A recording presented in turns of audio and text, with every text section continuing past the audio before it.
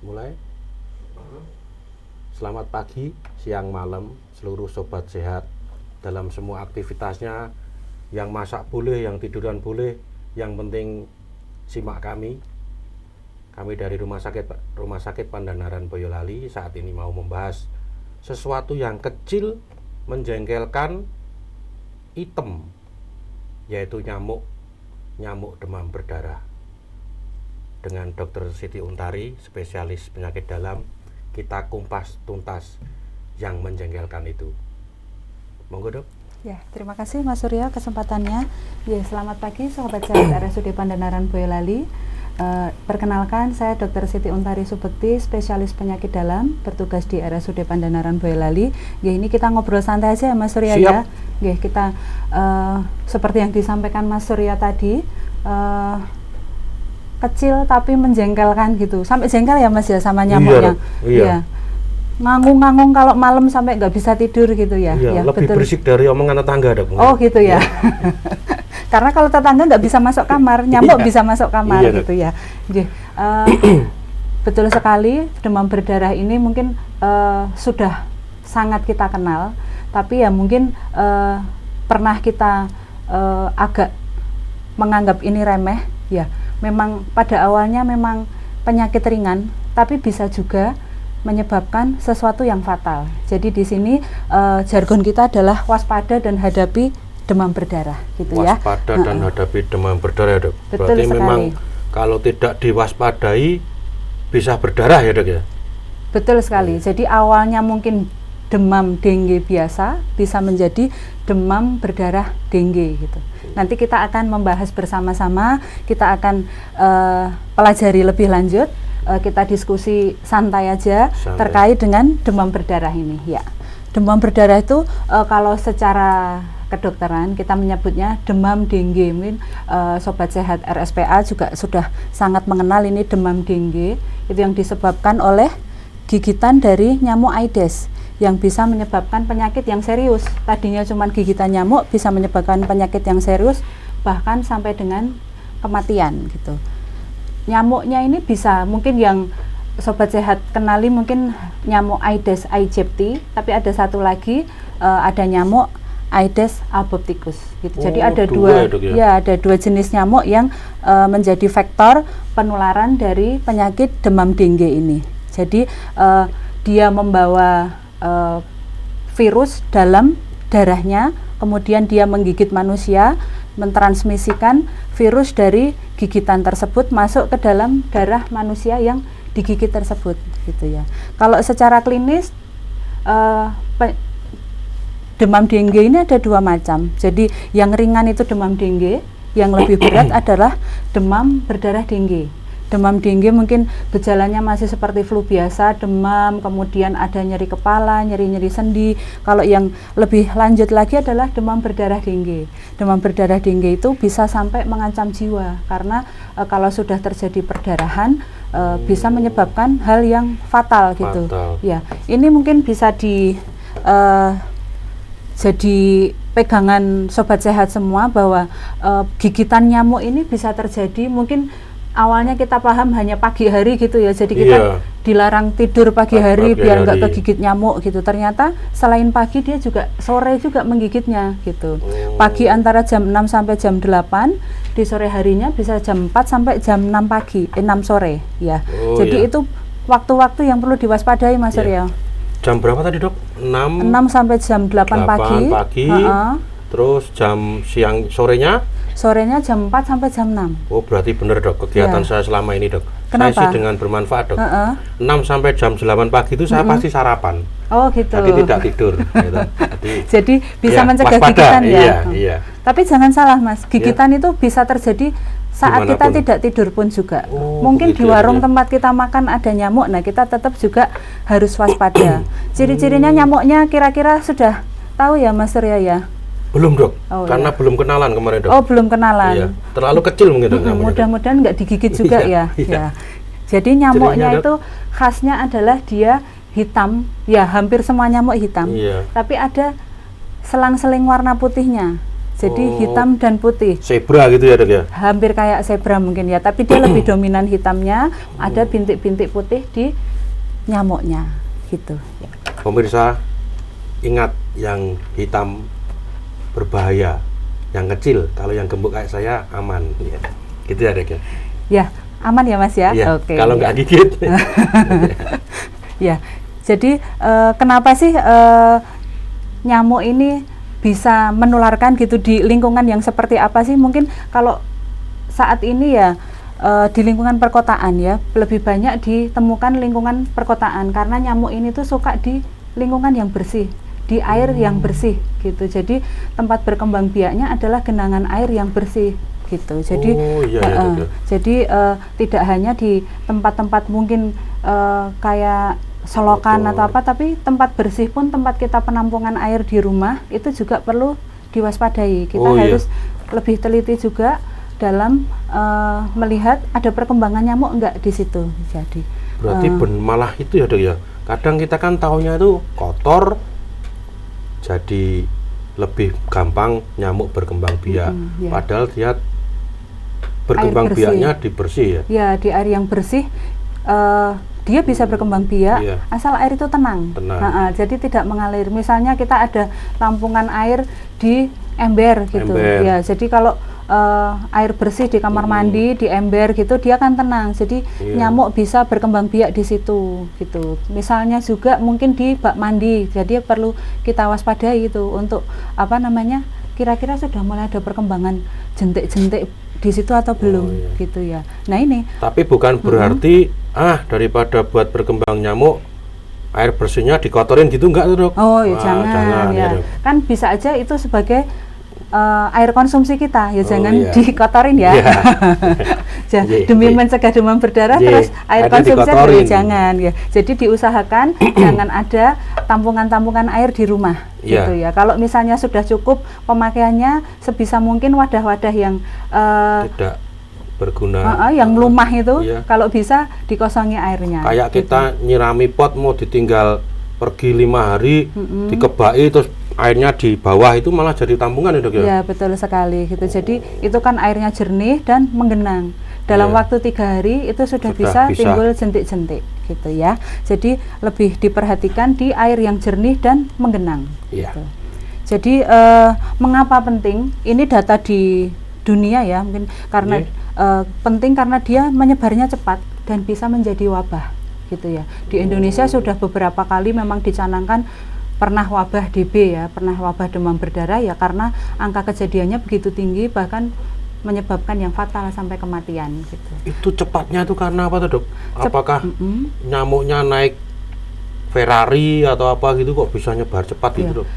Satu penyebab cepatnya adalah transmisinya dari nyamuk ke manusia. Kemudian perkembangan nyamuk itu juga cepat gitu. Jadi bisa menjadi perkembangan kasusnya begitu cepatnya bertambah. Ini data di dunia. Setiap 12 menit ya, Dok? Ya, kalau di Indonesia data dari Kemenkes itu tahun 2024 itu angka kejadian DB itu lebih dari 200.000 tahun 2024. Kematiannya sampai di atas 1.200 tahun 2024 ini. Jadi bukan angka yang kecil ya, itu angka se-Indonesia gitu. Mungkin kalau di lingkungan kita dengar tetangga kanan rumah kena DB kiri. Nah, itu data yang masuk yang ke Kemenkes sebanyak itu. Mungkin ada beberapa begitu banyak kasus yang tidak terdata karena data-data ini adalah data yang masuk pasien yang dirawat di rumah sakit. Mungkin ya. Jadi kasus-kasus yang belum terdata mungkin lebih banyak dari itu.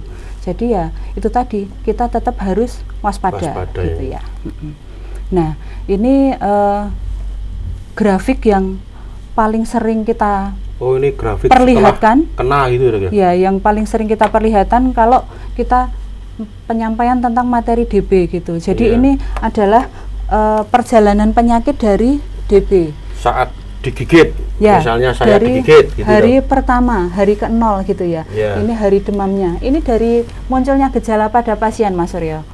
Ya, jadi misalnya ini saya hari Rabu gitu dok digigit. Ya, hari Rabu bukan hari digigitnya Mas. Ya, hari di mana pasien merasa demam. Oh ya, Rabu saya dok misalnya. Hari ini pagi jenengan merasa demam. Rabu gitu ya. pagi. Merasa demam, terus kemudian apa yang terjadi di tubuh kita? Dari kita hitungnya sebagai hari ke-0. Baru nanti setelah 24 jam kita mengeluh demam itu masuk di hitungan hari pertama gitu. Pada hari ke-0 kita sakit itu pasti demamnya tinggi, 40 derajat, bahkan ada yang lebih gitu. Itu yang membuat beberapa orang memang terpaksa harus ke IGD karena saking nggak kuatnya gitu. Saat awal-awal ini adalah dari hari ke-0 sampai hari ke-3 ini adalah fase viremia. Ya, fase viremia. Jadi virusnya berkembang biak di dalam darah kita gitu. Saat hari ke-3 ini yang dikeluhkan adalah demam. Jadi biasanya karena pasien demam tinggi, jadi malas makan minum, akhirnya apa? Bisa terjadi dehidrasi. Ya, karena dehidrasi dari pemeriksaan laboratnya, paling awal-awal kita baru menemukan peningkatan hematokrit. Hematokrit itu tanda-tanda kekentalan darah. Dari pemeriksaan kita diambil darah, kemudian dilakukan standar yang paling dasar itu adalah pemeriksaan darah rutin. Darah rutin. Dari situ kita bisa melihat hematokrit ini. Di hari 0 sampai hari ke-3 ini hematokrit meningkat gitu. Tapi trombositnya gimana? Trombositnya masih normal, masih landai-landai aja nih gitu ya. Jadi di hari 0 sampai hari ke-3 itu trombositnya masih aman gitu. Dia masih normal segini, tapi hematokritnya dia di fase yang sudah meningkat gitu ya dok ya. Gitu. Kemudian masuk di fase kritis di hari kedua hari ketiga sampai hari ke-6. Hari ke-6 itu adalah fase kritis yang perlu kita awasi gitu. Fase kritis adalah ada resiko terjadinya perdarahan, kemudian bisa menyebabkan gangguan di organ-organ, kemudian bisa sampai menyebabkan shock gitu. Itu yang kondisi yang paling berat dari demam dengue ini gitu. Ya, jadi saat awal mungkin yang bikin nggak tahan adalah demamnya. Nah, di fase ini justru pada umumnya sudah merasa enak. Ini demamnya sudah mulai turun, bahkan lebih rendah suhu tubuhnya gitu. Jadi di sini suhu tubuhnya lebih rendah, badannya ngerasa enak, tapi kita harus waspada kondisi-kondisi ini, shock, perdarahan, dan gangguan organ. Ini gitu. Kalau shock perdarahan yang paling mudah untuk diketahui itu yang bagaimana dok? Ya, ada perdarahan yang diprovokasi, yang dicetuskan, atau perdarahan yang spontan. Mungkin pernah melakukan di IGD ya Mas ya, itu jenengan melakukan pemeriksaan uji bendung. Rampelit. Rampelit istilahnya rampelit. Kalau secara awamnya kita uji bendung. Jadi setelah tensi, kemudian ditahan di tekanan tertentu, ditunggu sampai kemudian muncul enggak itu bintik-bintik di situ. Itu uji perdarahan dengan provokasi.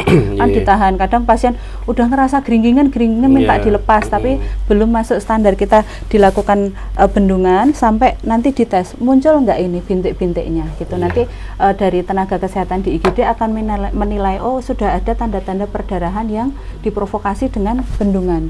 Kemudian ada perdarahan yang spontan. Yang spontan. Nah, ini pasti pasien sudah ketakutan ya, dan itu memang sudah tanda-tanda bahaya yang memang harus segera ke rumah sakit. Perdarahan yang spontan itu paling sering mimisan. Ya, kemudian juga perdarahan gusi. Itu karena mungkin dehidrasi terus kering dicuek-cuek gitu ya.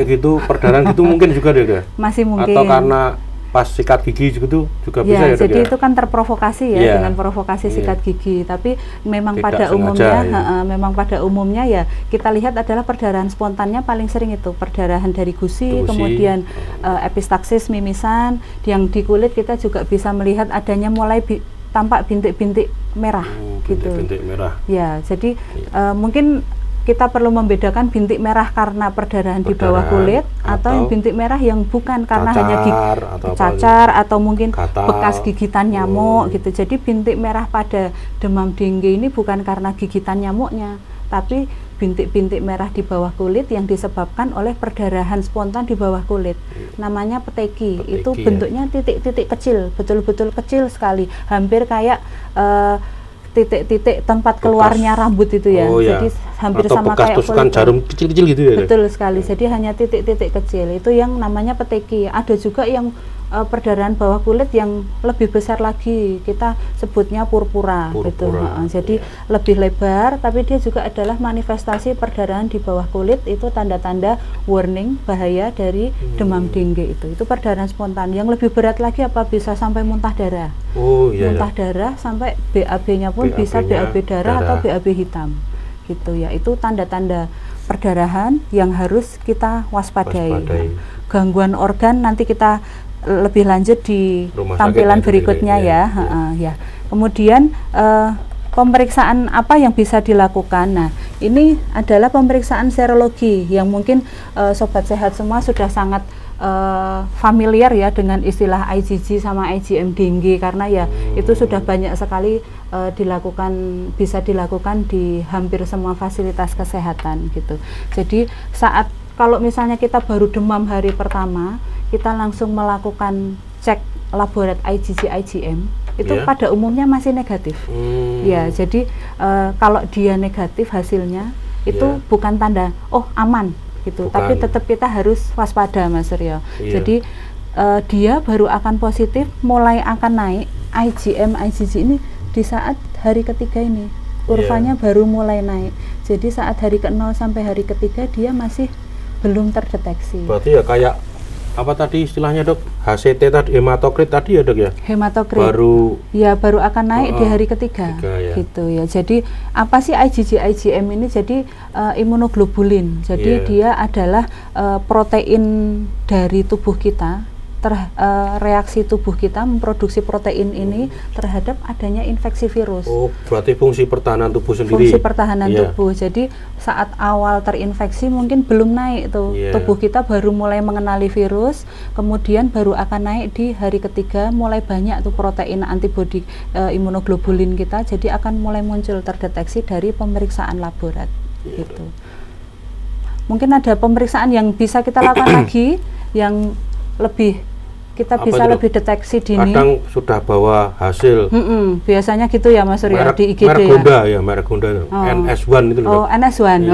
Betul sekali. Jadi NS1 itu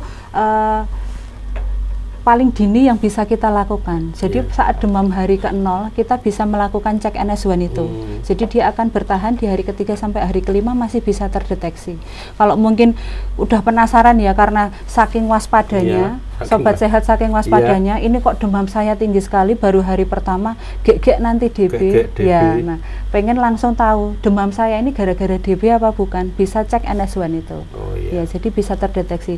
Dengan begitu kita ada warning lebih awal. Jadi nanti kapan kita harus ngecek lagi, kapan kita harus waspada untuk cek trombosit lagi gitu. Jadi bisa deteksi lebih awal NS1 itu. Berarti misalnya bisa itu yang pertama cek sebaiknya NS1 dulu ya. Kalau misalnya ada. Tapi nggak murah kayaknya. Berarti sebelum cek NS1 aktifan BPJS ya dok? Tidak tertanggung. BPJS butuh waktu ya Mas ya. Kapan cek lab seperti ini tadi sudah jelas ya, mungkin ya pemirsa ya. 0 ke 3 mungkin belum bisa mengindikasikan, baru hematokritnya yang mulai sedikit naik tapi trombositnya yang biasanya awam atau kalau kita tanya ke apa dok, AI ya dok ya, trombosit artificial intelijennya jawab trombositnya naik, berarti DB itu belum ya dok ya? Mungkin belum ya. Trombositnya masih normal. Turun.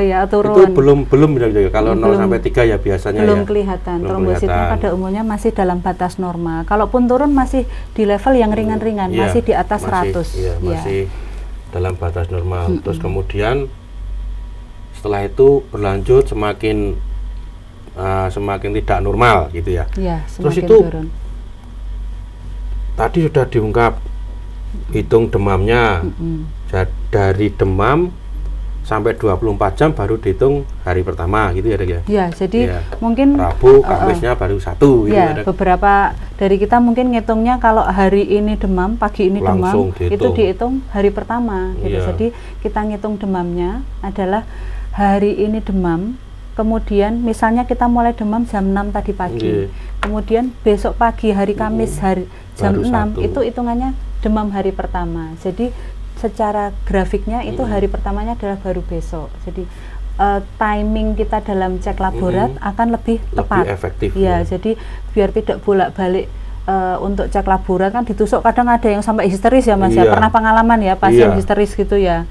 Berarti itu benar-benar perlu diperhatikan para sobat sehat untuk mengetahui gejala tidak enak badannya itu kapan, berguna untuk menentukan tindakan selanjutnya. Ya, penghitungan hari demam sangat penting. Ya. Gunakan hari dan jam, jangan gunakan pasaran. Kulo mboten penake pas dinopon niku Dok. Nah, itu yang sulit ya. Sulit ya, Dok, ya. Berarti pas paing cek lab gitu ya, Dok. Jangan-jangan malah penandanya pas tetangganya yang itu mantul gitu ya. Itu lebih sulit lagi ya. Ya. Jadi sebisa mungkin kita mengenali kapan awal kita sakit gitu. Siap. Ya. Kapan kita awal sakit, hari dan tanggal, hari dan jam gitu aja ya. Hari dan jam, jadi kita akan lebih tepat dalam menentukan demam hari keberapa gitu ya. Terus ini Dok, itu kan yang diserang itu kan semua golongan ya Dok. Tidak peduli golongan gemuk kayak saya atau bagaimana itu. Terus itu yang paling berisiko itu pada golongan apa ya Dok ya? Berisiko tinggi mungkin ya, maksudnya ya. Tinggi, yang jadi dapat semakin memperparah. Oh gitu. Nanti Mas Suryo kayaknya kena itu nggak apa-apa ya? Termasuk resiko tinggi. Saya tanya tuh ya sambil keringetan Dok. Oh iya. Ya, jadi demam berdarah dengue atau demam dengue ini bisa kena ke ya setiap golongan usia bisa. Laki atau perempuan sama saja. Nah, tapi yang perlu kita perhatikan adalah golongan yang seperti apa yang nanti akan kita prediksikan kemungkinan akan menjadi lebih fatal dibanding golongan-golongan yang lain. Oh ya, maksudnya misalnya pada sama-sama umur 30 tetapi 30 yang bagaimana yang bisa jadi lebih parah perkiraannya gitu ya. Mungkin masih resiko terjadinya sampai kondisi shock gitu. Yang pertama itu adalah pada kondisi kehamilan. Jadi pada ibu hamil itu harus waspada karena dia sistem fisiologinya pun sistem tubuhnya pun berubah saat kita hamil, saat hamil. Kemudian respon imunnya pun juga beda dari yang tidak hamil. Itu golongan yang pertama risiko tinggi. Kemudian yang kedua adalah pada lanjut usia. Lanjut usia itu juga karena apa? Respon imunnya melambat kalau pada lanjut usia. Jadi mungkin kalau kita yang masih muda begitu ada infeksi langsung merespon langsung merespon untuk melawan virus yang masuk. Makan banyak, minum banyak udah bisa diatasi virusnya. Kalau pada lanjut usia beda respon tubuhnya. Kemudian yang ketiga, nah ini, maaf ya Mas ya, sama sih saya juga kena juga sih, obesitas ini. Ya, jadi faktor resiko adalah yang kemungkinan terjadi DB yang fatal itu obesitas. Kenapa? Karena kalau orang gemuk itu kalau kehilangan cairan, dehidrasi itu kan nggak kelihatan ya. Kalau orang kurus kan mungkin kulitnya udah langsung keriput-keriput gitu, ini bibirnya kering kelihatan. Tapi kalau pada orang yang gemuk sulit dideteksi kondisi dehidrasinya. Ada nggak ketahuan gitu. Tertipu ya. Kadang-kadang kita tertipu dalam menilai status hidrasi pasien gitu. Tapi kenanya juga lebih sulit Dok. Kan kenapa? Kalau pas gini kan lemaknya tebel. Iya. Oh, badai ya Mas ya. Oh iya. Itu hipotesisnya Mas Surya mungkin ya. Mudah-mudahan ya Mas ya. Kalau yang hamil itu berpengaruh ke kehamilannya juga ya Dok ya? Kalau penularan ke janin maksudnya? Iya. Tidak, sebenarnya tidak akan, apakah nanti janinnya akan menular, enggak, cuman yang kita perhatikan adalah resiko reaksi imun yang berlebihan. Bisa jatuh dalam kondisi demam berdarah dengue atau demam dengue shock syndrome. Jadi sampai kondisinya shock, kebocoran plasmanya. Jadi kalau pada demam berdarah yang berat, itu kan pembuluh darahnya kayak sistem pipa ya, dia bocornya banyak.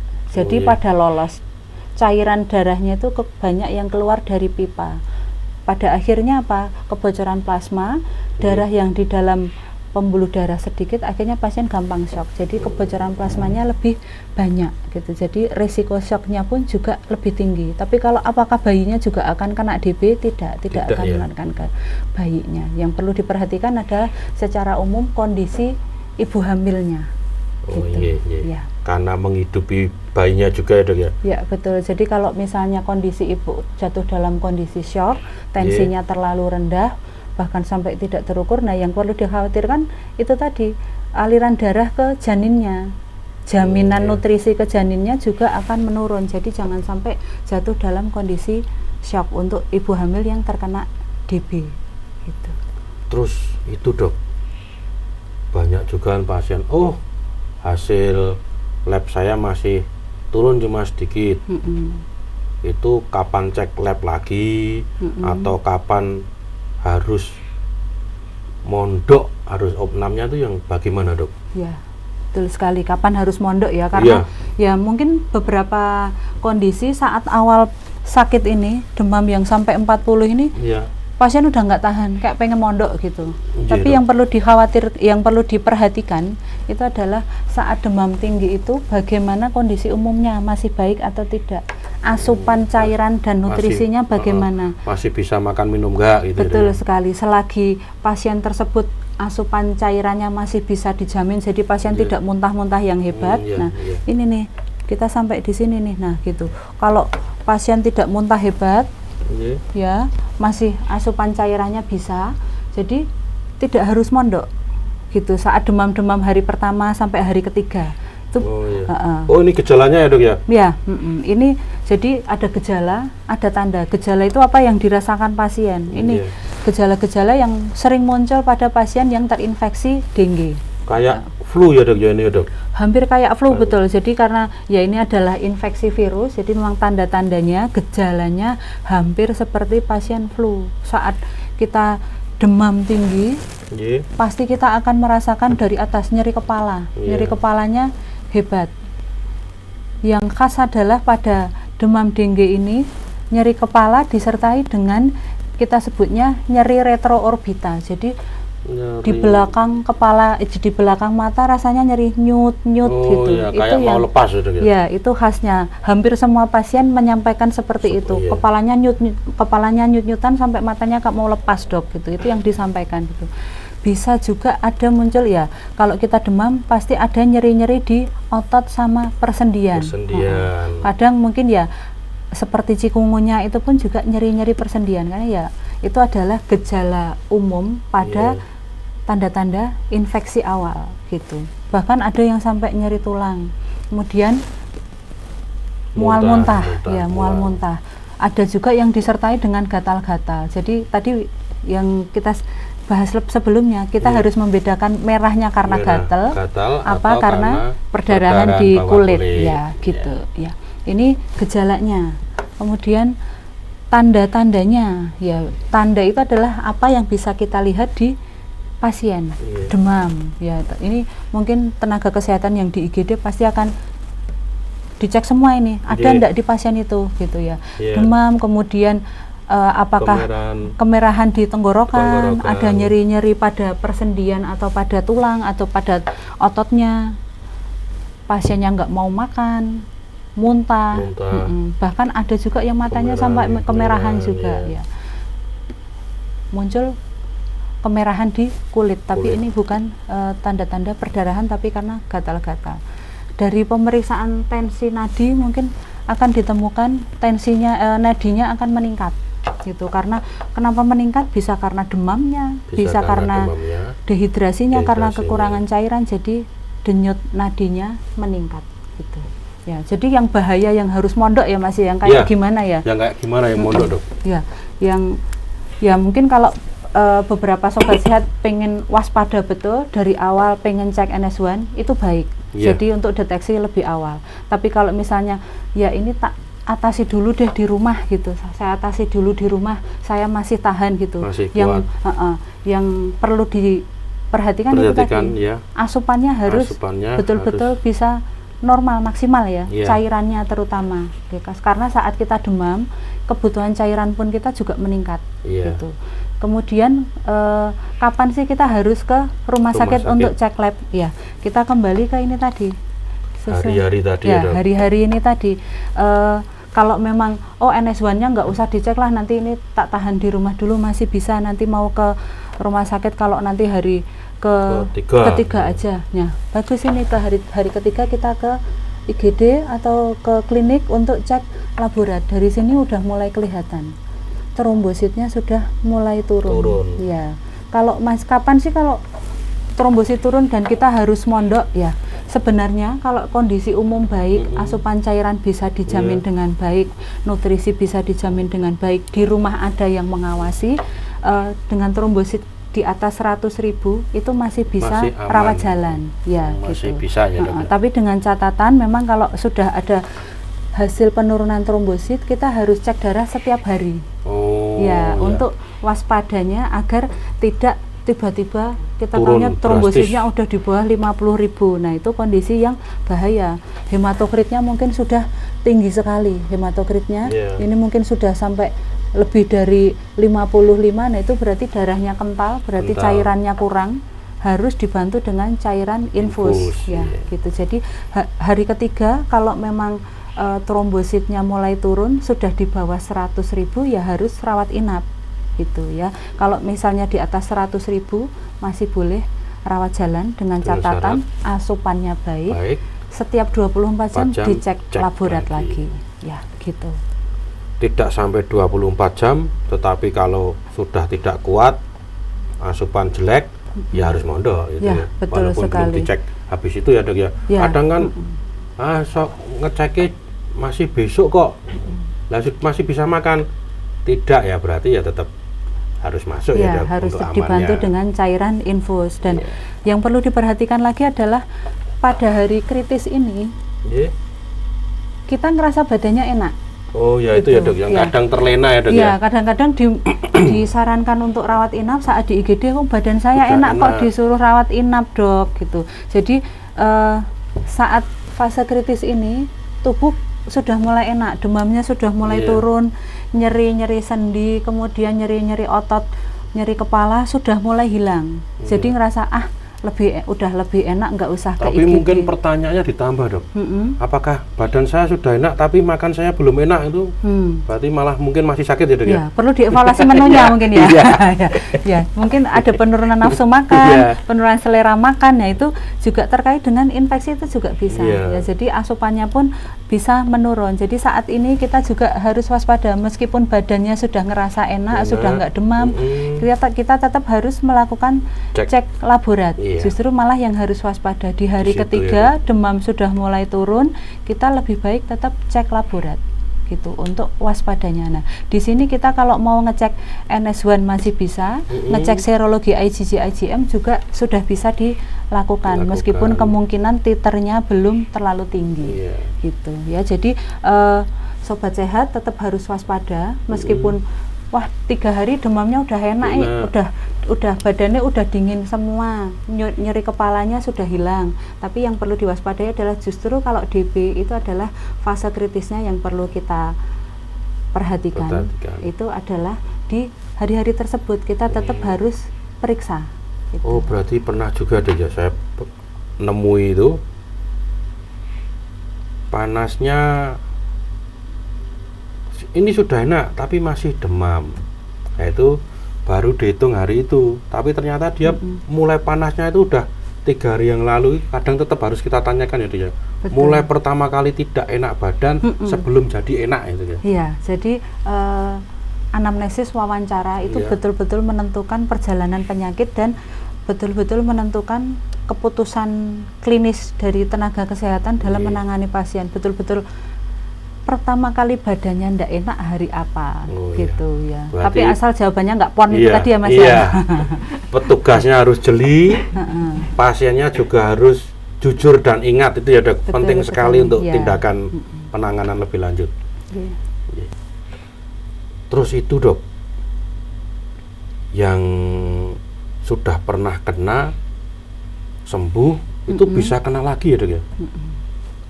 Bisa, masih bisa. Jadi kita sebutnya mungkin DB ku kambuh gitu ya, dan itu terminologi yang kurang tepat gitu. Yang bisa terjadi adalah terinfeksi lagi gitu. Jadi yang periode terinfeksi pertama sudah baik, sudah sembuh, sudah kembali ke normal lagi, kena gigitan lagi gitu.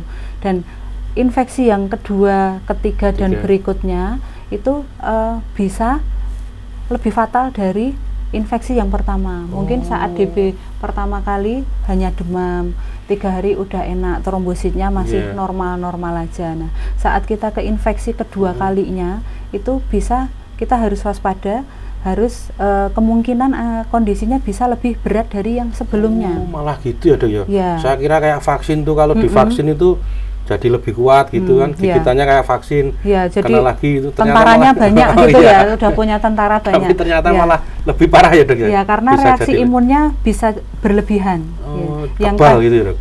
tadinya kita cuman mungkin kita ninjunya cuman 1 kali Iya, saat betul. infeksi pertama. Nah, itu saat infeksi kedua ninjunya sampai Lumayan. berkali-kali. Reaksinya tubuh kita dalam adanya infeksi yang masuk, adanya virus yang masuk berlebihan. Oh, Akhirnya iya, ya iya. kondisi klinisnya pun juga bisa lebih berat gitu. Iya Dok ya. Terus itu Dok, kalau ini sudah kita kupas tanda gejala, kalau gejala tadi yang dirasakan pasien, kalau tanda yang dari tim Pemeriksaan. kesehatan yang menentukan, yang menggali, itu sama udah diungkap juga. Itu sebaiknya Dok, sebaiknya kalau untuk pencegahan itu kan melingkupi semua satuan ya Dok ya, dari warganya sendiri, dari keluarga, dan juga dari pemerintahan juga ya Dok ya. Betul sekali. Itu kalau yang paling gampang itu apa Dok pencegahannya Dok? Paling gampang ya dari kita sendiri ya. Iya. Dari awal, dari lingkungan kita sendiri ya. Temukan dan bersihkan sumber tempat berkembang biaknya nyamuk itu tadi ya. Nyamuk pembawa virus ini suka berkembang biak di air tenang yang bersih seperti yang kita bahas tadi ya. Iya. Jadi ini mungkin ada water torrent di rumah, perlu dicek. Kemudian tadi yang Mas Surya mau pergi 1 minggu, Iya. udah Pot dikasih tanaman. persediaan Iya. gitu air di bawahnya. Nah, Oke. itu perlu kita cek juga. Kemudian ember-ember di Ember. kamar mandi atau di tempat cuci gitu. Jadi perlu kita perhatikan di lingkungan terkecil kita dulu. Iya. Kemudian yang perlu kita perhatikan selokan di sekitar rumah kita, ada genangan atau tidak gitu. Jadi meskipun dia pada umumnya di air bersih, tapi selokan pun juga resiko terjadi perkembangbiakan nyamuk di situ. Temukan dan bersihkan. Temukan dan Ya, bersihkan. Iya. kemudian sampah-sampah, musnahkan sarang nyamuk, buang barang yang bisa menampung air dan menjadi sarang nyamuk. Misalnya banyak tumpukan ban bekas, Bekas. pot-pot yang sudah nggak kepake, botol-botol kayak gitu ya. Jadi yang segala hal yang resiko untuk Menampung air. betul sekali, apalagi ini kan masih musim hujan ya. Iya. Musim hujan mungkin baru ditaruh aja, nanti siang hujan nanti udah kemasukan air, bisa jadi tempat berkembang biaknya nyamuk gitu. Kemudian apalagi cegah nyamuk berkembang biak. 3M plus ya Mas ya. Oh iya, 3M plus ya. Ya, jadi Menutup, apa tuh? Mengubur, apa lagi itu? Menguras. menguras, betul, Iya. menguras bak dan yang lain-lain tadi yang tempat nampungnya. Iya. Jadi semua tempat-tempat yang memungkinkan untuk masuk air sebisa mungkin ditutup. Tutup. Ya, jadi tidak ada kesempatan jentik-jentik nyamuk Untuk berkembang. nyamuk nggak bisa bertelur di situ. Itu yang bisa kita lakukan di lingkungan kita. Lingkungan Jadi kita. kesadaran pribadi kita. Mungkin juga kita yang kebiasaan habis pakai baju gitu, sayang baru dipakai keluar buat beli kopi gitu Iya. ya, digantung Digantungkan. dulu di kamar gitu. Ternyata itu juga bisa jadi tempat perkembangbiakan nyamuk gitu. Jadi sebisa mungkin Tidak cuma air ya Dok ya berarti ya Dok. jadi di gantungan-gantungan baju sebisa mungkin dihindari biar tidak jadi tempat perkembangbiakan nyamuk. Siap. Ya. Iya. Terus kalau yang plus itu kan memakai repellent atau zat pembunuh nyamuk ya Dok ya.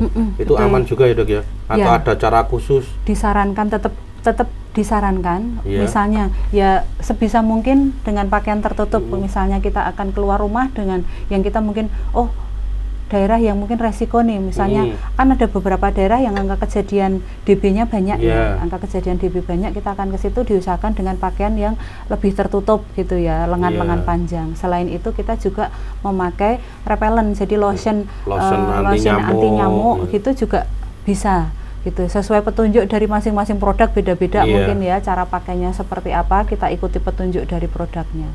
Di rumah mungkin juga ada yang tanaman ya Mas ya, pernah dengar Oh, tanaman iya. apa gitu? Tanaman pengusir nyamuk gitu ya, Dok, ya. Ya, tanaman pengusir nyamuk juga bisa. Lavender. Ya, lavender. Apalagi? Kalau saya potnya yang saya tulisi, Dok. Oh gitu. Iya, nyamuk dilarang masuk gitu. Oh, iya, Tapi nggak berarti- efektif. ternyata- Iya, ternyata masih digigit. Nyamuknya mungkin buta aksara. Iya, nyamuknya buta aksara.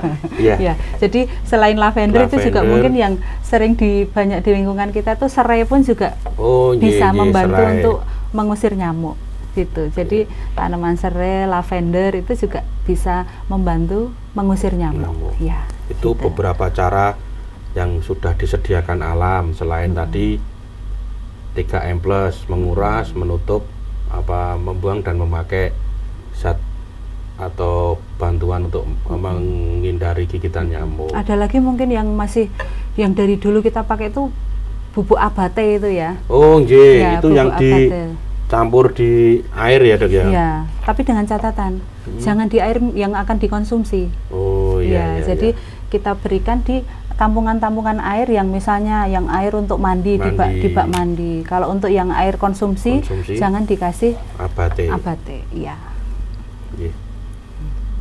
Demikian Sobat Sehat, kita sudah ungkap tadi si kecil item yang menjengkelkan, mulai dari gejalanya, tandanya, penanganannya, bagaimana mensikapinya. Itu memang terbukti ya bahwa nyamuk demam berdarah itu berbahaya ya, Dok ya. Ya. Jadi memang harus kita waspadai. Tapi Dok, kalau nyamuk menggigit kita manusia menjadi demam nyamuk gitu ya, demam dengue gitu ya. Demam Kalau dengue. kita yang gigit nyamuk nggak mungkin jadi demam manusia, Dok ya. Kecil kita nggak bisa Oh, gigit iya. ya. Demikian Nyamuknya Sobat terlalu Sehat. kecil kita nggak Iya. bisa gigit. Udah Iya. ditepok itu udah kalah sebenarnya ya nyamuk.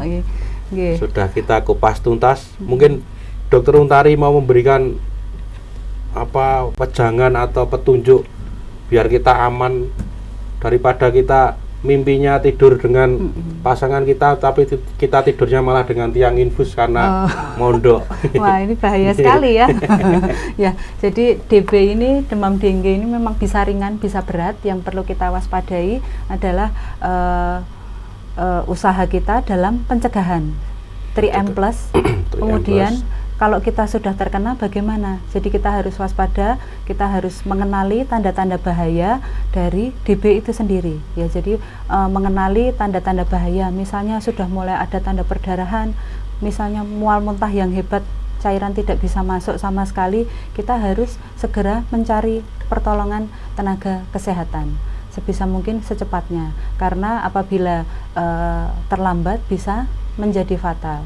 Itu tadi, kecil menjengkelkan tapi ternyata bisa fatal. Tapi selagi kita masih bisa waspada menerapkan 3M+, semoga kita terhindar dari demam dengue atau demam berdarah dengue yang sampai fatal. Ya, mungkin itu saja dari saya closing statement. Jadi mudah-mudahan apa yang kita obrolkan ini bisa bermanfaat sedikit ke Sobat Sehat RSPA ya. Misalnya masih ada pertanyaan bisa tulis di kolom komentar di IG atau di TikTok Rumah Sakit Pandanaran. Di YouTube-nya juga bisa. YouTube-nya tulis juga di komen bisa. juga. Iya. Ya, nanti Klik and subscribe ya. Betul. Iya. Ya. Ting-ting gitu ya. Demikian Sobat Sehat. Salam sehat untuk kita semua. Jangan takut dengan nyamuk, jangan panik dengan nyamuk karena kita tahu untuk menghadapinya. Terima kasih. Salam sehat untuk kita semua.